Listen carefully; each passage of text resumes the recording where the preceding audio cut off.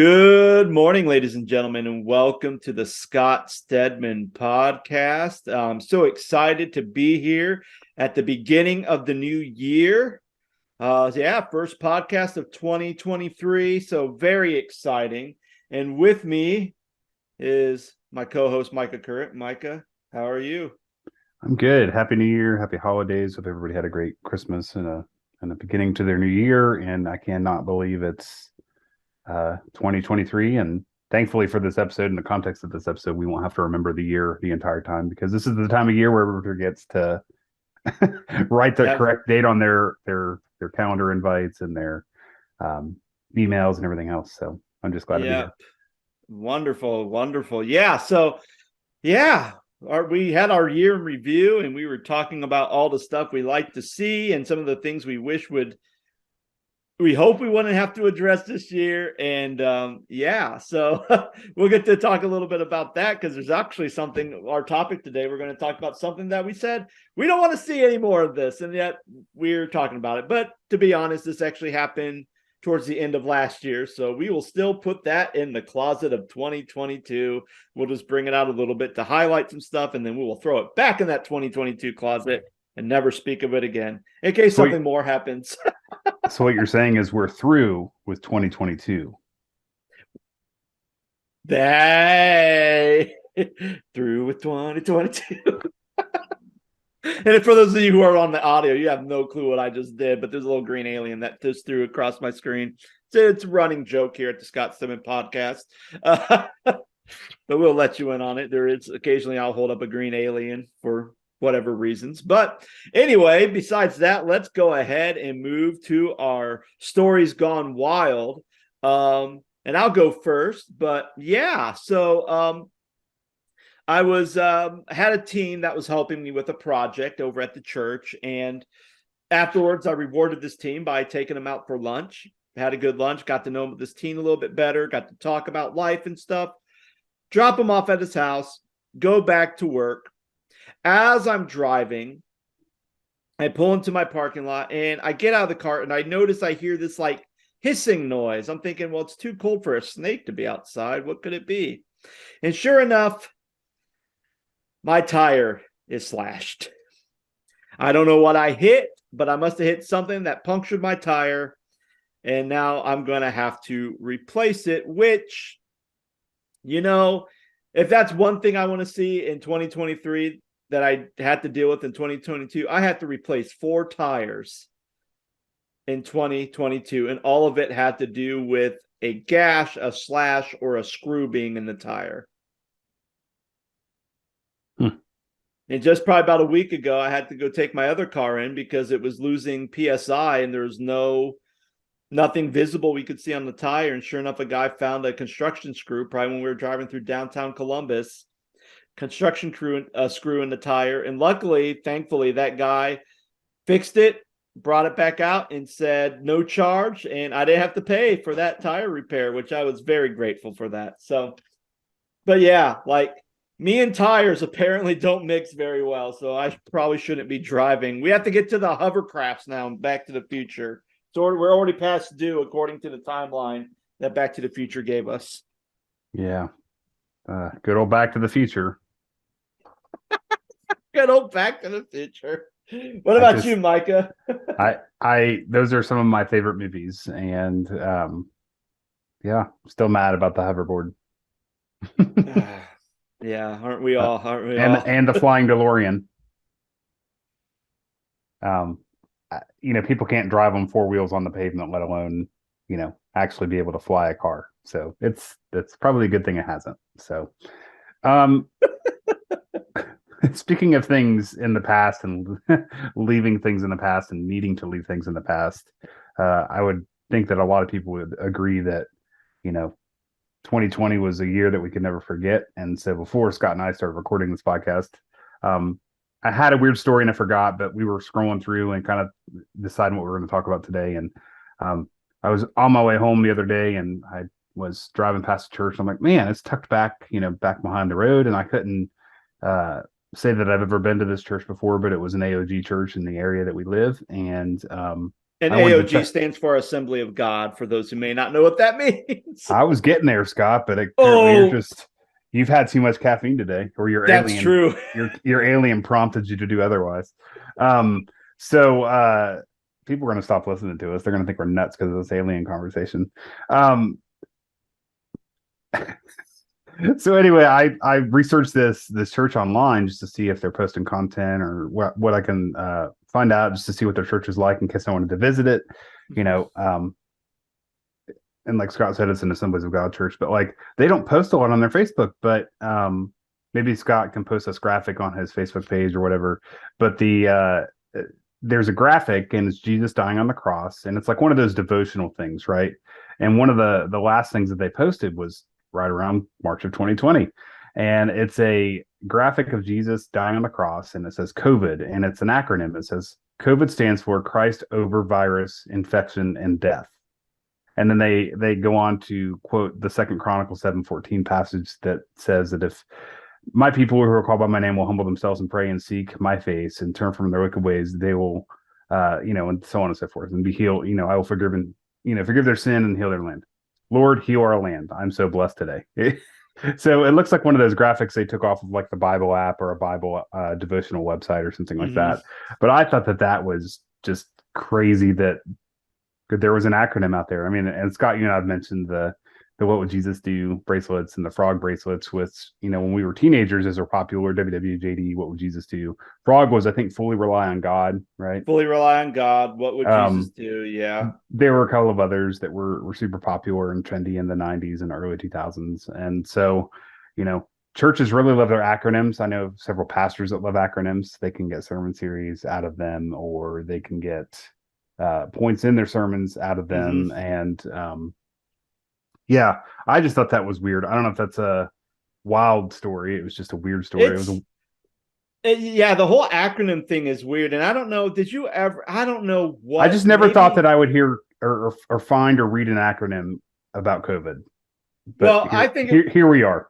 Yeah. Well, I thought it was weird that right when COVID hit, like, because I have a Logos Bible software, so occasionally they always give me like free books a month, and so it's nice. And I've built up a pretty good resource library. But one time I got a month into COVID, I get a book from Logos saying, here's this free book. It's called Christ and Coronavirus by John Piper. And I'm thinking, what? Like, we're only a month into this and already we have a book about the COVID and Jesus Christ. And I didn't read it because I'm thinking, why would I read this book? Because this is just too weird. And plus, I'm not a big fan of John Piper anyway. So, so if you love John Piper, I do apologize, but don't be offended, because it's okay to like some and not like other speakers. But yeah, John Piper is not one of them. But yeah, I find it weird for acronyms. I don't know if you remember Gary Busey. He was a actor who had a head injury. I think he had TBI, traumatic brain injury. And I believe he was on The Apprentice at one point. And Celebrity Apprentice. And he was someone, I don't know if it was how he was in Lethal Weapon. He was also in Lethal Weapon, but after his injury, every time when he would talk, he would always make up these acronyms. And so it was always funny because then people would ask him like, oh yeah. And he goes, oh yeah. Like, he'll say something like pantry. And then he would just say this whole big acronym based off the word pantry. And it just like came natural to him.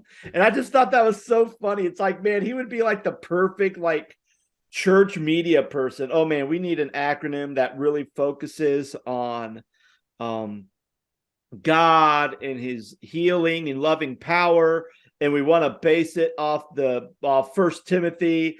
And I bet you anything, Gary Busey would read First Timothy and find one word in there, and he goes, here's the word, and he will say the word, and he'll have an acronym that have everything that a church wants, and then they will market the heck out of it. But yeah, I would have to find a video again of like Gary Busey and all his acronyms. I'm curious if he even, like, if there's a website where it has like all of his acronyms. Yeah, but I mean, Gary Busey, my goodness, what an great actor. And didn't he like win an award for portraying Buddy Holly in a film? I think that was the thing. Like, he did a great portrayal of Buddy Holly, and then he had his accident. I don't remember. That was that was a while ago. Yeah. Oh, and that's right, because they're acronyms, but then they call them Buseyisms. And that's the entertainment world marketing Gary Busey's acronym.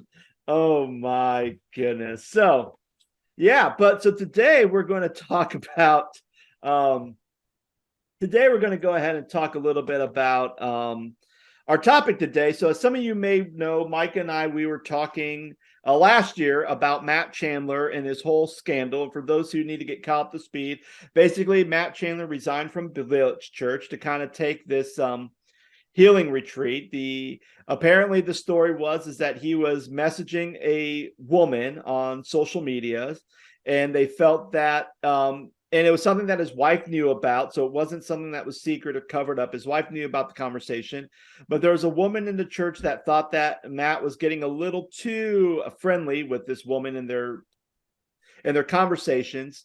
Reported to the church elders. The elders saw it, and even though they saw that there was nothing sexual or incriminating in those text messages, they thought it was like him being on a slippery slope. So they basically asked him to resign, or basically take a leave of absence from the pulpit. And Matt Chandler went to go get some healing. And this happened back in September of 2022, I believe. And then all of a sudden, he at beginning of December, he ends up making a return to the pulpit at the Villiage Church. And here's an article. It was about 3 months, and this is an article, Christianity Today, and it says, Matt Chandler returned to the pulpit of the Villiage Church on Sunday, restored to ministry by the Texas church's elders a little more than 3 months after he took a leave of absence to deal with what one elder called some challenges that arose. A few minutes later, 48-year-old Chandler started preaching about sin. It is my understanding that I've fallen short of the glory of God, and he has met me with grace. He said, it is my understanding that I am inconsistent, and I do have spots that are hypocritical, and there are parts of me I don't even understand. And that's just kind of the opening to this article. So Matt Chandler's back, and depending on who you listen to or who you talk to, some are thinking, hey, the way this has been handled is great. And there's other people who are very skeptical about all of this. So what's your take, Micah, on all this and kind of, the whole Matt Chandler thing? And just to be clear, we did an episode back in the fall, late summer, early fall, about this whole thing, and we weren't really sure where they were going, and there wasn't a lot of details. And to be clear, there's still not a lot of details. And it was just that the messaging between Matt Chandler and this woman were becoming, quote, too familiar, and nobody knows what that means. But his wife knew about it. So for me, you have to be careful in those situations, and you don't want to put yourself at risk, especially if you're married, especially if you're a pastor, even if you're not a pastor and you're married. Like, you don't want to put your marriage at risk. And the idea of this lack of communication from this church, Scott, like we talked about before we started recording, but it feels like a publicity stunt. It almost feels like a publicity stunt. And I'm not like trying to downplay it at all, but it feels like, if there's not a lot of clarity, and there's not a lot of information regarding what happened, the fact that he left, the fact that he's now back, and we'll talk about it in a little bit, but at the end of the article, the church gave him a standing ovation, and the man was reinstated into ministry and was given a thunderous applause because he was back. But at the same time, like, I think you have to look at it through two different lenses. One, okay, if this truly was an issue, why in the world is he back in pastoral ministry? If it wasn't an issue, then why are they making it an issue? Right? Like, I think there's two different lenses to look at it through, and it's frustrating, and it gives pastors a bad name, and it gives the church a bad name.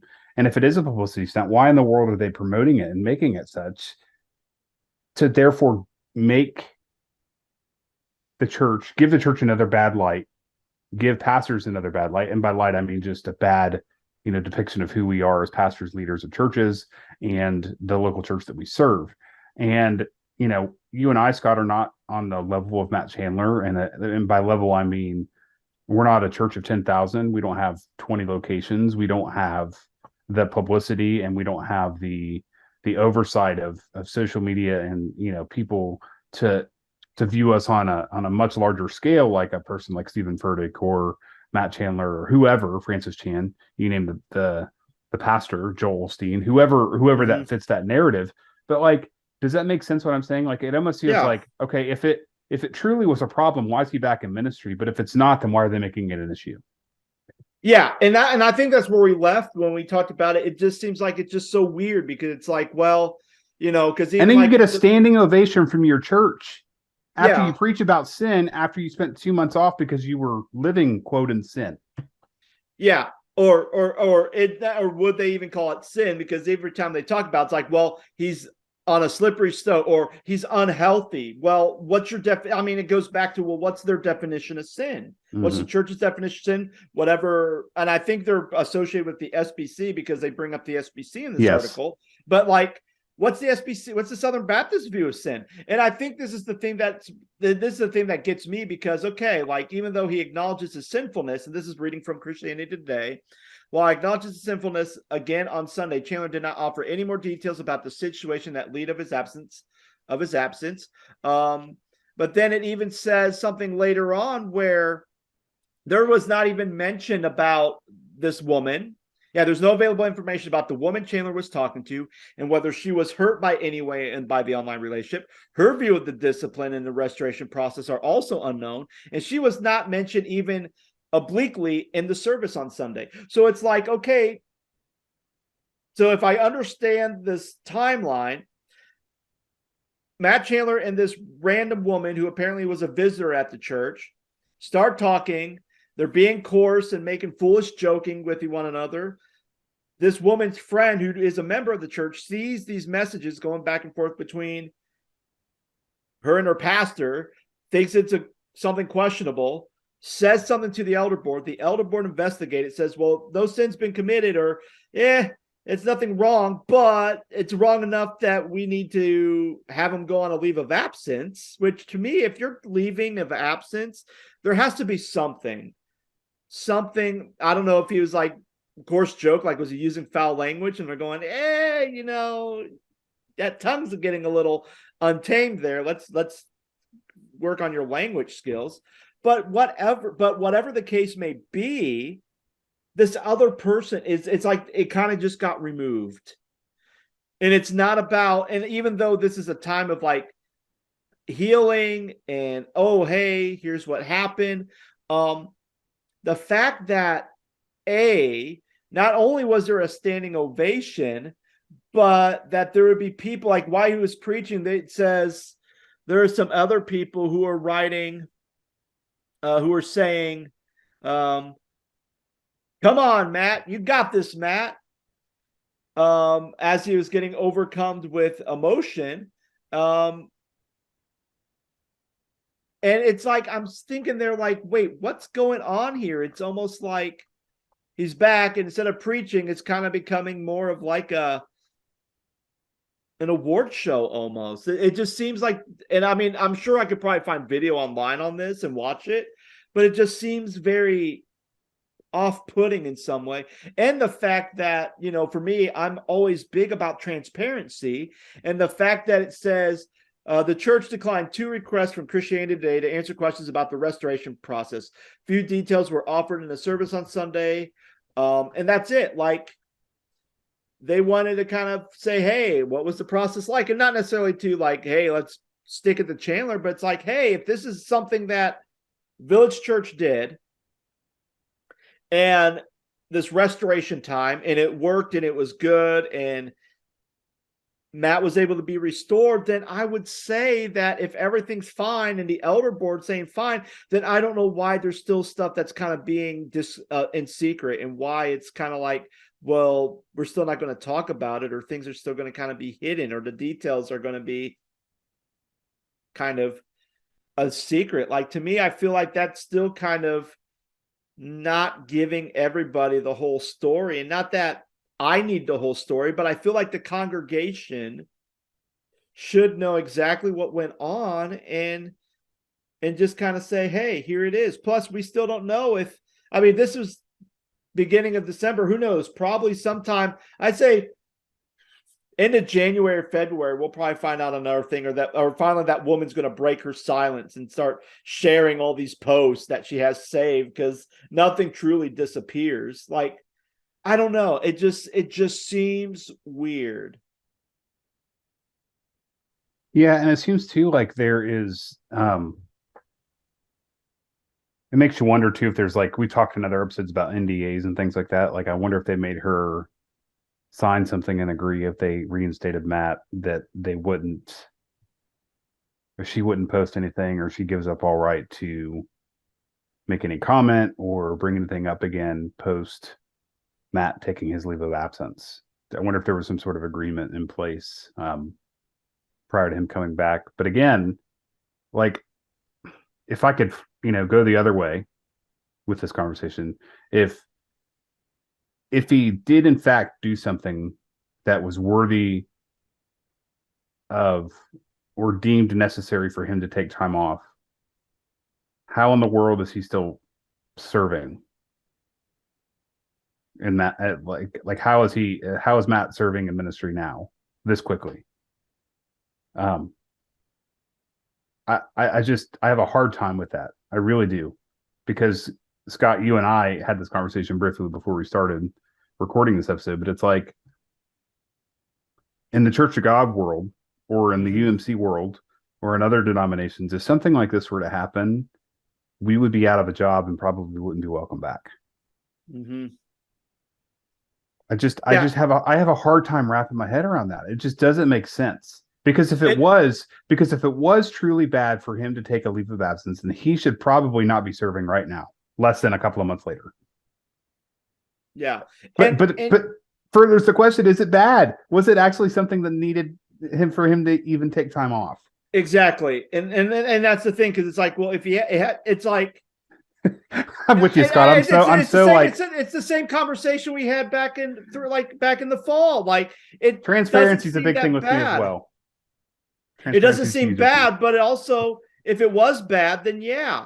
And I mean, they mentioned, like, in the article, they mentioned another, like, pastor who got reinstated, but his things were a lot worse, like sexual misconduct, abusing his wife. Like, yeah, if you're a pastor, you're doing that stuff, you're not allowed to stand in front of the pulpit anymore. You're done.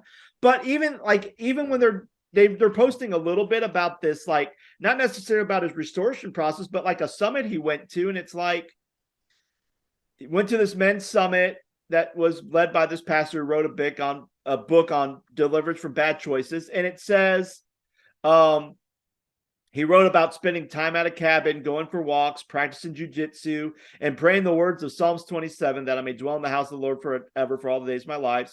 And then there's a picture of him, like, with a gun in camo, with a gun slung over his shoulder on a elk hunting trip.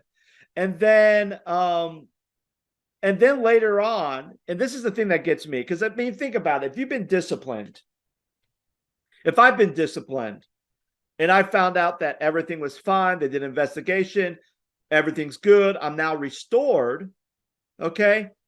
It says this, on Sunday, Chandler thanks the elder for loving him and his family and working with him on his plan for his leave and eventual return. What a gutsy, godly group of men, he said. Gutsy, I almost used another word and then would have to sit down again.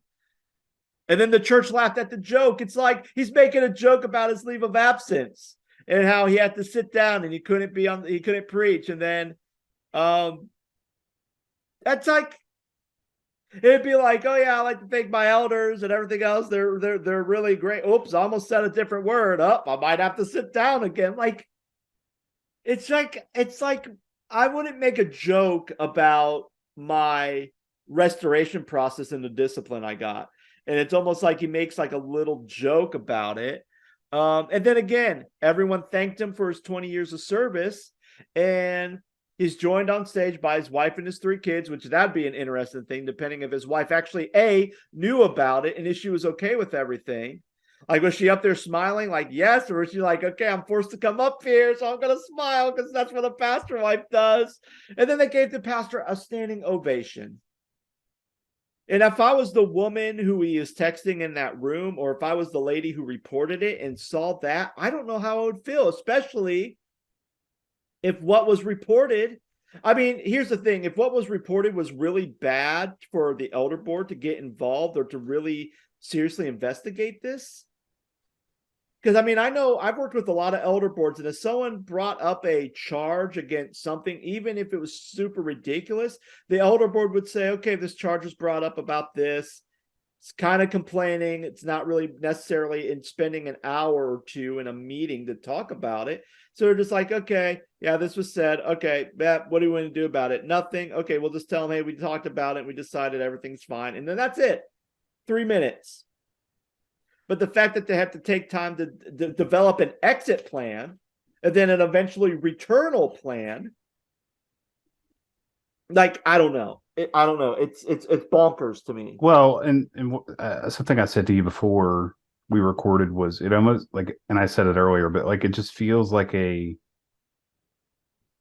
publicity stunt to draw eyes on their ministry, on their church, and on their pastor. And like I said, like if something like this happened with you or I, Scott, like nobody would, like, other than the local churches that we serve at the moment, like they would, you know what I mean? Like it because of the nationality of Chandler's church, we wouldn't there wouldn't be the publicity behind what Matt's getting if you or I were to go through something like that at our church. Yeah. And here's the other thing too. And I was just thinking about that. Like, you know, even if like you know, even if this was like a publicity stunt to kind of put focus on Matt Chandler, Village Church, etc., if there's one thing that needed to be highlighted in this was just how the church effectively did a restoration process with their pastor. And when Christianity Today calls and says, hey, we'd like to know more about this restoration plan, because that's exactly what it says in here, that they wanted to follow up. They reached the church to find out more about his restoration plan, and they have not returned their calls. If there's anything that needed to be highlighted in any of this, how did the elders of Village Church not only move to kind of say, hey, we see some spots that need to get checked out. Let's go. We're going to take a couple months off, go, you know, reconnect with God, have this time with him, go through this healing process. And then once everything goes, we'll get a report. We'll talk about it. And if we feel like you're ready to come back into the pulpit, we'll come back. And here's how we did it. Here's everything that was laid out. Here was kind of the plan, and give that to Christianity Today. So, and then, or give that to Christianity Today. So then that way they can look at it, and Village Church can write a book or write a thing like, here's how to deal with, you know, healing and restoration for ministers. Like that would be a better highlight than, hey, look, our pastor's coming back. Because even with the applause, it's almost like, yeah, our God tripped and fell and had to leave 3 months, but now our God is back and we're ready for our God to go. It's almost like, that's the thing I don't like about mega churches. I feel like too many times we see the pastor or the preacher as a godlike figure. And I feel like that's too much pressure on the pastor. But even if the pastor's okay with it, it builds too much of a pride and an ego where they feel like they're untouchable. And when they have a little fall from grace, they want to use some pseudo scriptures to talk about healing and restoration and everything else. And then once everything's good and everything's in the clear, it's like everyone wants to give a standing applause. Yay, our God is back. Woo! Look at how it's like. But that's not God. Matt Chandler's not God. And you guys are making him into a bigger deal than what he needs to be. Yeah. And something I thought about as you said that, you know, I want to be clear, you know, because this is being published. It's a podcast, and I'm not being critical of Matt. I don't know Matt. I've never seen Matt. I've never watched Matt speak. I've never been to his church. I'm frustrated with the lack of transparency as a pastor and a leader in the local church. Yeah. Because if something like that were to happen to me, and God forbid, because I don't want that to happen to me or any of the people that I care about. I've been through some stuff like that with pastors and leaders that I've worked alongside, and they've went through reconciliation, and they went through the process of forgiveness and restoring marriages and friendships and relationships along the way. But some of the folks that have went through that stuff, Scott, are not serving in ministry today because of those various situations. But I would also say, to piggyback off of it, that like those situations were greater in the gravity of the situation. It wasn't, hey, I'm messaging somebody of the opposite sex. This was, a great example, and I won't say the name of the church, but I was working alongside a pastor who served as in an executive pastor role, and we found out that person was embezzling the church's money, and embezzled about $40,000 worth of money, right? But the lead pastor, it was one of the lead pastor's best friends, looked him in the eye and said that he forgave him, right?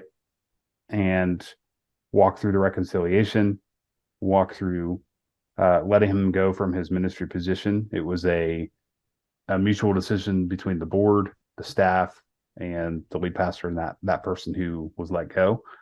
But that person is not serving, to my knowledge, in ministry today because of that. And so it's again, it's not aimed at Matt. It's just aimed at the frustration or the lack of transparency from the church. And like, they're getting all these headlines and these articles published about the situation. And I just pulled it up as you were talking, Scott, just a few minutes ago. And like, there was a standing ovation. People were whistling and hooting and hollering because he walked on the stage. And I'm like, it's sad. You can love your pastor, and you should love your pastor, but like, we need not to put people on pedestals. And it feels like that here. And I'm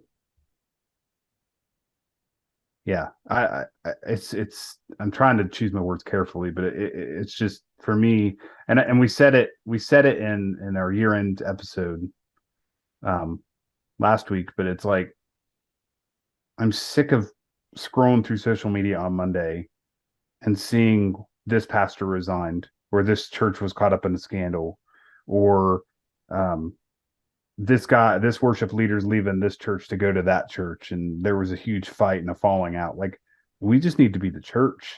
We need to be the leaders. We need to be the hands and feet of Jesus. We need to proclaim the gospel. We need to lead people to Jesus and not worry about the rest. And I feel like we're worrying about the rest and not leading people to Jesus, such as how big is our church, and how big is, my following, and how big is my social standing, and how many books can I sell? And, my wife and I recently finished the Mars Hill podcast, and it just like, Driscoll cared about Driscoll and how big he could grow a church. And,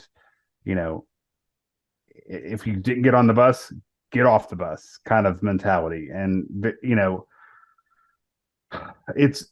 I'm tired of churches, or not churches, just the church getting a bad name because of situations like this. And it's just the wrong press. And I don't want it to be that. I want it to be about, man, there's 8 million people starving in South Africa, literally starving from starvation. And we're over here griping because I sent an inappropriate Instagram, direct message, right? Yeah. There's people dying and don't know Jesus, but we're worried about an Instagram message. Like, that just baffles my mind in itself. So I don't know your thoughts on any of that, but it's to me, it's disheartening and disenchanting, to say the least. And I'm a big proponent of bigger churches, and I like the bigger church model. But again, I think you're right, Scott. You nailed it on the head, where we put these pastors on pedestals because of who they are, not, and who they are and what their brand is. Exactly. And yeah, like and again, if anything should have been praised, it should have been the restoration process. It should have been what Jesus did through the restoration process. And that's Do you not think what it would came have been a through. different story if they would have came through with more details? I think so. I Like, mean, I think people like you and I wouldn't be sitting here wondering, like, okay, is there more to this? Because if there's more to this, we should probably know. Do you think it was because of the size of the church that he pastors that they didn't give those details out? But then again, they always say the devil's in the details, right? And if you give out more information than people, it's almost like there's more ammunition for people to be able to pull out and say, well, they did this right, they did this wrong. But at the same time, I think the more information you have out, the less there is for the speculation.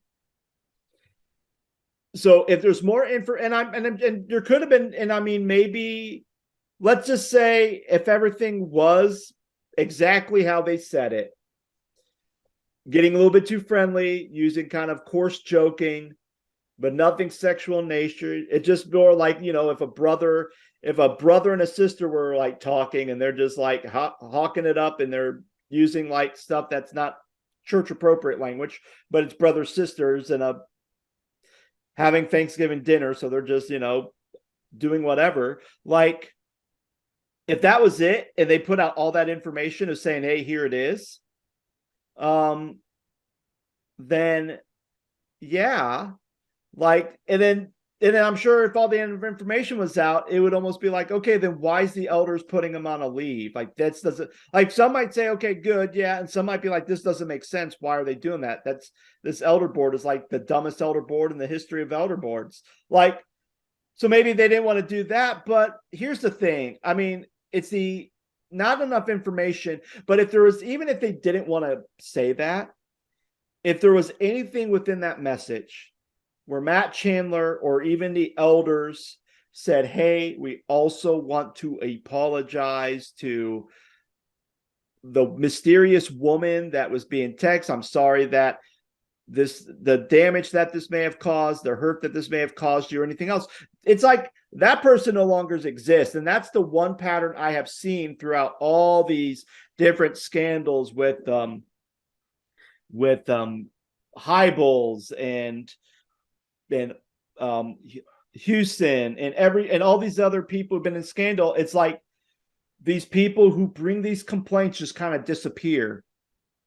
It's like they kind of fade into the background so that their star can shine brighter. And it's like, why are we not introducing this or saying, hey, we apologize? Like, none of that. It's all gone. It's all disappeared. It's all swept under the rug. And I think that's the thing that still continues to poke and prod me, that there has to be something more to this. Because why is the person who brought these charges up in the first place and the lady who Chandler was messaging, how come they're not messaged? How come there's no apology to them? Nothing. It's just completely erased. It's like Men in Black. They put up the little thing. Pew! We don't remember it. All we know is Matt Chandler's back and he's better than ever, and we're going to cheer and applaud him. And again, like you said earlier, I'm not here to criticize Matt Chandler, because if he did what the elders said they wanted to do, he followed their plan to a T, and now he did that, and the elders thought he's up to the sport, then that's not on Matt Chandler. That's on it's on the leadership team on how this has been handled, and kind of all the other nuts and bolts that are behind there that we are not privy to see, because we're not in the inn of Village Church. But I feel like that if this is something that was done well, this could be a great resource for any churches to help with restoration process. And it's a missed opportunity, and it still is leaving off a foul stench in my nose. Mm-hmm. Yeah, I don't know. I can't say enough about how I just want to say that none of it adds up, and I want to leave it at that, because it just doesn't. It just doesn't. It doesn't. You're right. It doesn't. It's still, It's still there hovering. And so, like, moving forward, is he just fine? Is he good? Like, everything's just fine, like you said, like the Men in Black thing, where they just erase it, and then it just never happened, and he's just going to go back to preaching, and everything's fine and dandy. I tell you what, probably what's going to happen in 6 months, there's going to be a documentary on Discovery Plus about Matt Chandler and Village Church, and then And we're all gonna have that's to going to be watch it. exposed, and we're going to have to watch it. And then we're going to be back 6 months later, still talking about Matt Chandler and Village Church, and then hopefully we have answers, or it's going to be, or the documentaries are going to be so vague that we're still going to be like, we just wasted not only watching this documentary, but it still didn't give us any answers. We're still more confused about what the heck actually happened. So I don't know. And let's just hope, my hope is that this dies, everything goes back, nobody is hurt by this, and everything is right as rain. But again, if in 3 months or 6 months, if something else comes out and that there's more to this, or there's a leak, and then we're going to find out the real issue of all this, then I'm sure there's going to be a lot of fallout. But like you said, Micah, it again is going to put just the church as a whole, continue to put it in a negative light instead of being a positive light to the world. It's going to continue to be this negative, dark light that's just going to continue to lose its motion and lose its credibility to the world, because people are like, well, why go to church? They're probably more corrupt than me going to a bar and sitting with a bunch of like potheads, They're probably more godly than the people who go to church. And it's like, I get that. I understand that. It is.